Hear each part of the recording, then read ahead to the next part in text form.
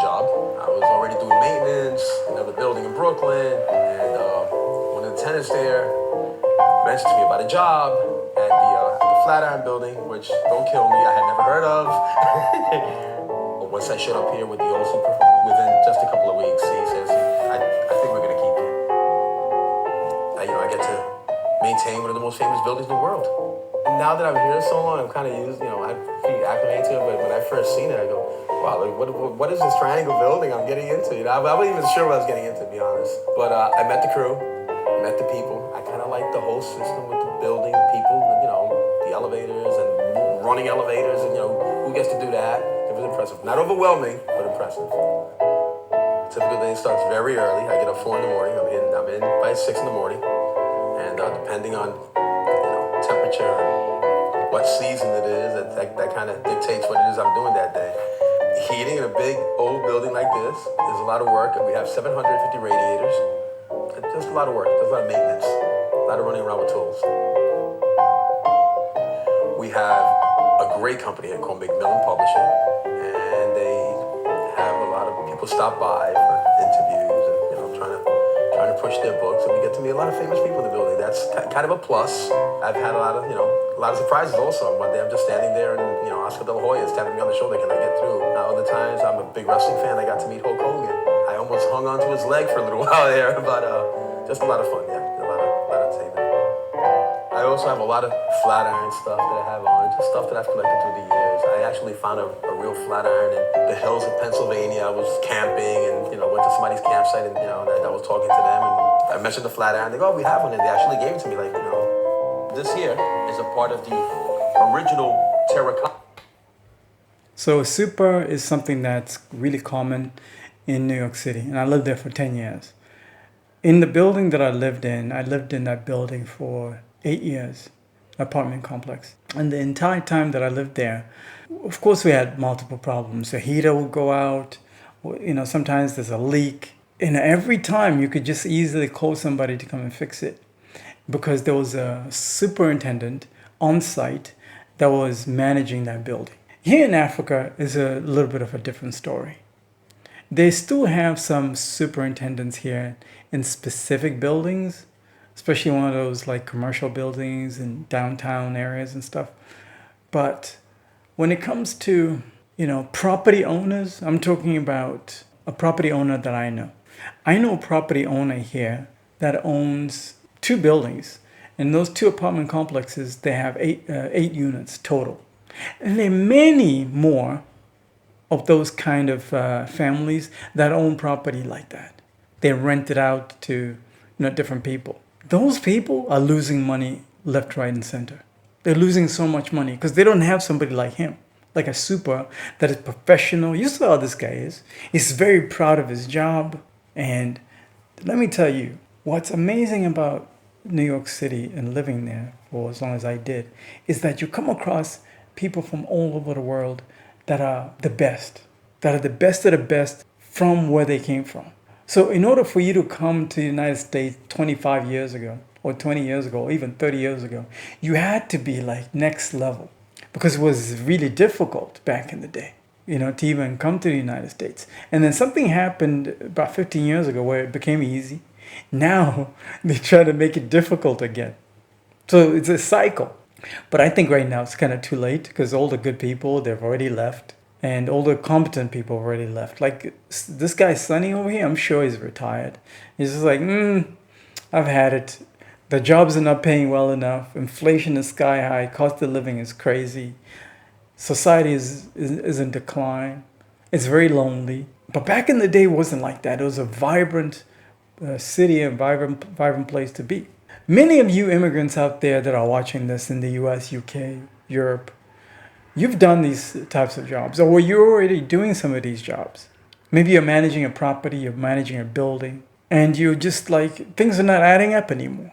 And you're ready to come back home. Let me tell you, the opportunities here in Africa to leverage your existing skills here and make money. The problem with a lot of people is when they're trying to come back to Africa, especially those immigrants that left Africa like I did years ago, they want to come back and start something brand new. They don't have too much experience in. If you have experience in managing a building, managing a property, you can use that same skill and come back and do it here. You just got to do it as your own business and employ people and create jobs here because there's so much opportunity. Let me tell you why. One of these property owners that I know who's got 8 units, they're struggling to fill 6 of those units. Well, actually, not 6. They're struggling to fill about 5 of those units. So only 3 of those units are currently rented. There's high turnover in those 2 buildings. That's because the place is poorly managed. And I study this. When people are renting the place, there's no order. So the people that are paying this rent, and the rent, by the way, based on local standards, it's not cheap. It's not cheap based on local standards. So for example, somebody is average wage, monthly wage could be, let's say, $300 to $500 US, and the rent is $300 a month. Just do the math. Based on local standards, it's not cheap. But if you're coming from the West, if you're coming from the United States, where the rents are used to be crazy high, to you, you're gonna be like, oh, it's only $300, it's nothing. But to somebody who only makes $500 a month, that's a lot of money. So these buildings are not well managed. So there's massive high turnover. And if a building, a property is not well managed, you're just gonna be losing money left, right, and center.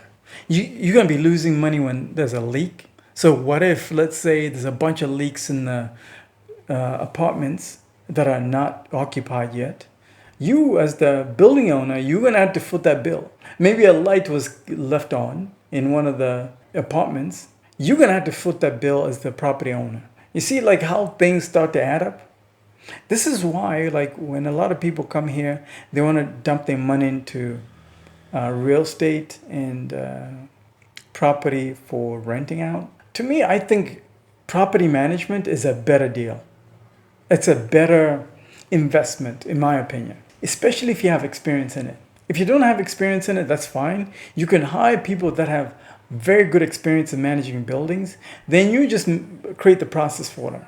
Training based on the standards that you're used to in the West. If you lived in London, if you lived in Dubai, you bring those same standards down here. And the value proposition, remember on this channel I say, how you make money is through solving problems. Your value to the marketplace is, hey, Mr. Landlord, I know you're probably losing, say, I don't know, $300 a month, every single month, on issues that could be easily managed or avoided, such as water leaks, power, damages. I know you're losing a lot of money. And the reason why there's a high turnover in your building is because all these things are not managed properly and you're still losing money. I can help you solve that problem. So you're not only losing money, but you're retaining your tenants. Because once tenants find that, the building is managed well, they don't have any headaches, man, they're going to stick around. They're going to be like, hey, I'm treated nice here. I like my landlord. And why should I go to a newer building when I can chill right here where I'm respected and taken care of really well? That's how human beings behave. Human beings are going to stick around where they're treated best, especially if they're paying good money. So your value proposition as a businessman is to help these property owners save money and retain tenants. Everybody's on Instagram, everybody's on social media, Facebook, whatever. You're going to run commercials, run ads, promoting the service. And this is what I like. It's a service business. You're not actually holding the property, but this is a cash flow business. If you're managing, let's say, 5 to 10 properties, let's say it's 5 to make things simple, you can have a team, maybe of 2 guys, that are going to each property. Maybe they're at each property for every 2 hours, 2 hours on one property, 2 hours on one property, and they're checking for damages, leaks, things that need to be fixed, fixing problems, issues that have to do with what tenants are complaining about. So instead of a tenant calling their own plumber or their own electrician to come fix a problem, they're calling the superintendent. Anything, name it, because there are always problems to be solved. That's how you make your money. So now you are making money off of cash flow for 5 property owners. They're paying you a small fee every month, I don't know, $100 a month to come make sure that you're not losing $300 a month. Property owners will pay that. It's like an insurance. Call it an insurance tax. So you're making cash flow of $100 per property versus making $300 on a physical building that you own. That is a headache anyway. Cash flow businesses are the way to go, guys. That's the game. So if you guys are ready to work with the best and you understand this opportunity, because you won't be watching this content if you don't see the opportunity in it. I know it. This is some serious game I'm giving you. If you're ready to start something like this, you need a coach. You need to work with the best, guys. So that means you need to schedule a call. I'll put a link in the description of this video. Schedule a call. I teach you how to get the clients, how to pitch your business, and how to get paid out here to build that into a whole business and get some cash flow out here in Africa. Because there's so many people here, especially the wealthy people. I know this because I come across them all the time. They're always complaining. Oh, so-and-so did this to me. Oh, they bitching and complain all day long. If you could make their headaches go away, they'll pay you. I promise you. Schedule a call. I'll put a link in the description of this video. Talk to you soon. And you got to be serious. It's a paid consultation, okay?